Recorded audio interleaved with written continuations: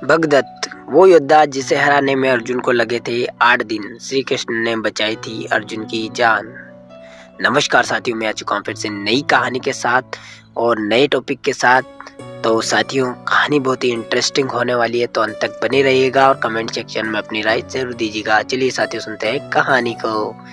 भगदत्त महाभारत का वीर योद्धा। हम बचपन से ही महाभारत युद्ध की अनगिनत कहानियां सुनते आ रहे हैं। इस युद्ध के योद्धाओं के पराक्रम की कहानियां उल्लेखित इतिहास की किताबों में भी मिलती है।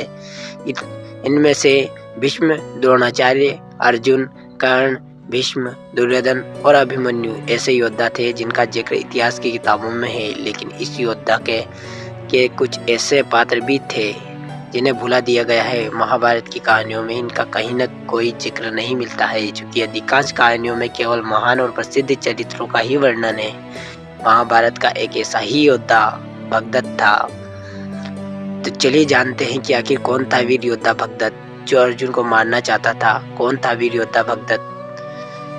भगदत्त प्राज्ञ ज्योतिषपुर के राजा नरकासुर का पुत्र था।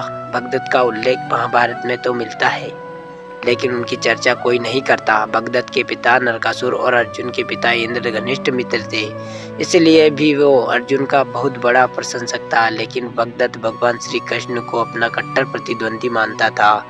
भगदत्त हस्ती युद्ध में अत्यंत कुशल माना जाता था। उसके पास शक्ति अस्त्र और वैष्णव अस्त्र जैसे दिव्य अस्त्र थे। कृतज्ञ और वज्रदत्त नाम के इनके 2 पुत्र थे। इनमें से कृतज्ञ की मृत्यु नकुल के हाथों हुई, जबकि वज्रदत्त को अर्जुन से पराजित हुआ था। इसलिए भगदत्त और अर्जुन एक दूसरे के दुश्मन बन गए।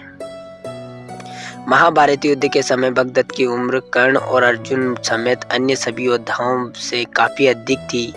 बावजूद उसने भीम, अभिमन्यु और शांत्यकी जैसे योद्धाओं को पराजित किया था। द्रोण पर्व के 24वें अध्याय में वर्णन मिलता है कि अभिमन्यु समेत कई योद्धाओं ने भगदत्त पर एक साथ आक्रमण कर दिया था। बावजूद इसके भगदत्त के पराक्रम के आगे सभी ने घुटने टेक दिए। कुरुक्षेत्र के युद्ध में कौरव सेना की ओर से लड़ने वाले भगदत्त के पास सौप्तिक नामक एक विशालकाय हाथी था, जिसकी मदद से उसने भीम और दर्शन सहित कई बड़े योद्धाओं को पराजित किया था। युधिष्ठिर के राजसूय यज्ञ के समय जब अर्जुन एक के बाद एक राज्यों को अपने अधीन कर रहे थे, तब अर्जुन को भगदत्त से युद्ध करना पड़ा था। ये युद्ध 8 दिनों तक चलता रहा। इसके दौरान अर्जुन ने भगदत्त को हराने के लिए कई प्रयास किए, लेकिन वो विजय प्राप्त नहीं कर सके। भगदत्त महाभारत का एकमात्र ऐसा योद्धा था जिसने 8 दिन तक अकेले अर्जुन से युद्ध लड़ा था। अर्जुन से टकराने से पहले भगदत्त का युद्ध कर्ण के साथ भी हुआ था, जिसमें कर्ण की विजय थी। कर्ण से परास्त होने के बाद भगदत्त ने महाभारत का युद्ध कौरवों की ओर से लड़ा था। इस दौरान कर्ण ने सभी दिशाओं में राजाओं को अपने अधीन कर लिया था। इसका उल्लेख महाभारत के उद्योग पर्व के 164वें अध्याय में मिलता है।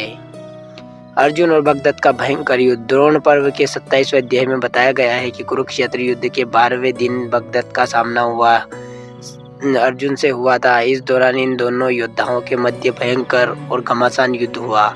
एक वक्त तो ऐसा आया था जब भगदत्त ने अपने हाथी से अर्जुन को लगभग कुचल ही दिया था, लेकिन भगवान श्री कृष्ण ने बीच बीच में आकर अर्जुन को बचा लिया। अर्जुन ने पलटवार करते हुए भगदत्त के सभी अस्त्रों को विफल कर दिया और भगदत्त को घायल हो गए। भगदत्त ने इसके बाद अपनी जान बचाने के लिए अपने सबसे अचूक हथियार वैष्णव अस्त्र का प्रयोग किया, जिसका तोड़ अर्जुन के पास नहीं था। भगदत्त जब भी वैष्णव अस्त्र से अर्जुन पर प्रहार करते, भगवान श्री कृष्ण बीच में आ जाते थे और अर्जुन बच जाते थे। भगवान श्री कृष्ण के सामने आने से भगदत्त का वैष्णव अस्त्र वैजयंती माला में परिवर्तित हो जाता और इस प्रकार भगवान कृष्ण द्वारा पुनः भगदत्त से अर्जुन के प्राणों की रक्षा हुई। इस दौरान अर्जुन और भगदत्त के बीच युद्ध 8वें दिन तक पहुंच गया। चतुराई से किया भगदत्त का वध। भगदत्त का प्रिय अस्त्र नष्ट होने के बाद श्री कृष्ण ने अर्जुन से कहा कि अब वो भगदत्त पर प्रहार कर उसका अंत कर सकते हैं। इसके बाद अर्जुन ने सबसे पहले भगदत्त के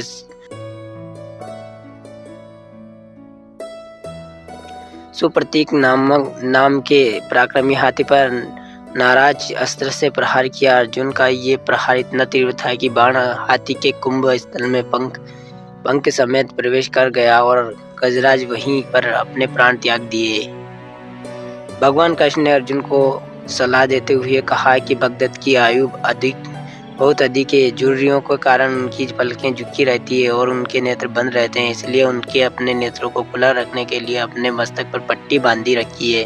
श्री कृष्ण की सलाह मानते हुए अर्जुन ने सबसे पहले भगदत्त के मस्तक पर बंधी पट्टी पर ही तीर मारा। परिणाम स्वरूप भगदत्त के मस्तक की पट्टी नष्ट होने से उसके नेत्र बंद हो गए और इसकी आंखों के सामने अंधेरे छा गया। इस दौरान अर्जुन ने मौका पाकर भगदत्त का वध कर दिया।